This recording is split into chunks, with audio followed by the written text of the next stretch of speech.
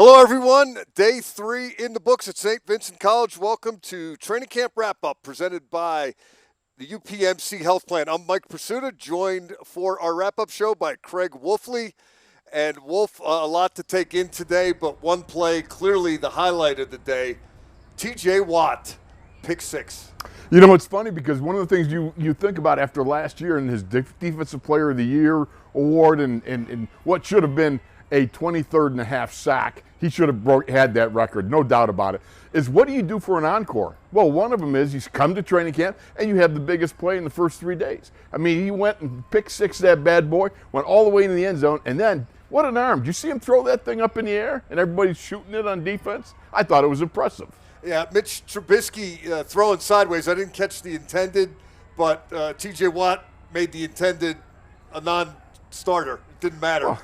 The ball ended up in the end zone. He had a previous pass defense, Watt did, and to celebrate that, he kicked the ball, and I think it's still coming down. I think you're exactly correct. And he faked. He okey-doked the fans because he was going to throw one up, and then, of course, he pulled off, and then the fans were, because they thought, I'm going to get a T.J. Watt ball. Of course, what we've seen from T.J. Watt today, Wolf, not out of the norm for what we've seen during the first 4 days here at St. Vincent College. I think I said 3 in the open, but it's 4 days without pads. How disruptive has he been, and how much of that do you attribute to them practicing without shoulder pads? Well, first of all, I got to say this. Whether it's 3 or 4 days, it doesn't matter. Every day is like Groundhog Day. This is wash, rinse, and repeat type thing. The fact of the matter is, T.J. Watt has shown not only his great physical attributes is what you see because the way he gets up the field, he works on trapping hands, he works shaving the corner, locking out on the inside hand, the hump move, all those things he does. But he's got those game brains. You know, he senses when the quarterback's going to drop it, watching the quarterback's eyes, being able to drop into the flats or get into a throwing zone that's going to make it difficult for the quarterback to be able to throw where he wants with the short passing game. This is a guy who just has experience and smarts coming out the wazoo to go with all those great physical attributes. And those physical attributes with that sort of game brain going on, man, I'm telling you what, could be another Defensive Player of the Year award coming up. Let's take a look at some of the other highlights now, or discuss some of the other highlights. In 7 shots, Mitch Trubisky didn't get the ball in the end zone again, 0 for 4. He did have one completion in the short yardage / goal line drill. That was a completion to tight end Connor Hayward, but Hayward stopped before he could get the ball stretched out and get it over the goal line. Mason Rudolph went 1 for 2. Crazy play. It was offsides on the defense, and it was kind of a free play, and Rudolph threw it up for grabs, and it looked like it was going to get intercepted, and then it ricocheted around a while and ended up in Connor Hayward's hands in the end zone. So you take those where you can get them. And then the last rep of the 7-play drill, Kenny Pickett, the number 1 pick out of Pitt, getting his first rep in 7 shots, and he threw a back pylon fade for Tyler Vaughn's, and it looked like he got his feet in, but I'm not sure, Wolf. The crowd went crazy, though, and they thought it was sensational. And if the crowd has anything to do with it, that'd be a touchdown, or the officials would have to get in an armored car out at Latrobe here. We may have to get a little further review on that one when somebody gets a look at the practice film tonight. Also, we're continuing to see what we've seen at inside linebacker and left guard. The inside linebacker, it's 3 goes into 2 right now. You saw Miles Jack and Robert Spillane at the start of pass under pressure, a team period. You saw Devin Bush and Miles Jack during 7-on-7, and then you saw Spillane and Bush during the last team period of the day. You know, the curious thing about this is as this evolves, and this is all before we get to pads.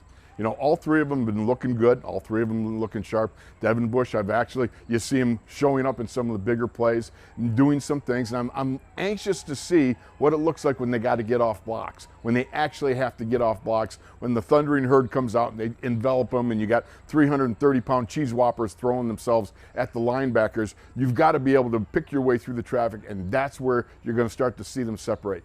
The other thing about it, too, is I'm just a Robert Spillane fan. I mean, you know, since the days when he dropped Derrick Henry, you know, and that hit is going to be sung by the women in the Valhalla Hall of legendary big hitters. I mean, that's a big hit, and you got to love that kid and what he brings each and every day. So this is going to be a competition that's going to work its way through, but we got to see what the pads do. Speaking of competition, we're also seeing some flexibility at the left guard spot. It's been Kevin Dotson and Kendrick Green one day on, one day off. Today they did a little of both. They got started with Kendrick Green, but they finished with Kevin Dotson. Again, this is going to be a circumstance that you've got to see and evaluate what they do when the pads get on. Because one of the things about shells are it confuses players. Some players think shells means full go. Other people think that shells means it's a walkthrough. So you get these varying intensities that create problems and uncomfortable, awkward professional etiquette, shall we say, out on the field. So as this evolves, we're going to start to see what they can do when you really get the ham hocks churning and you got to take a guy off the ball. How are you going to take a guy off the ball if you can't really hit him? I mean, you can say, oh, could you back up, please? That doesn't work, okay? Niceties don't work. You got to get out there and you got to go fists a flying and get after it and move these guys, and both of them are capable. Kevin Dotson is an overwhelmingly strong, powerful guy, as is Kendrick Green. Dotson is one of those guys that pass protection-wise, he's always impressed me. I mean, he gets his hands on a guy, and it's very difficult for them to be able to get away when he gets his hands on you. Kendrick Green, we got to see what he's able to do at the guard position.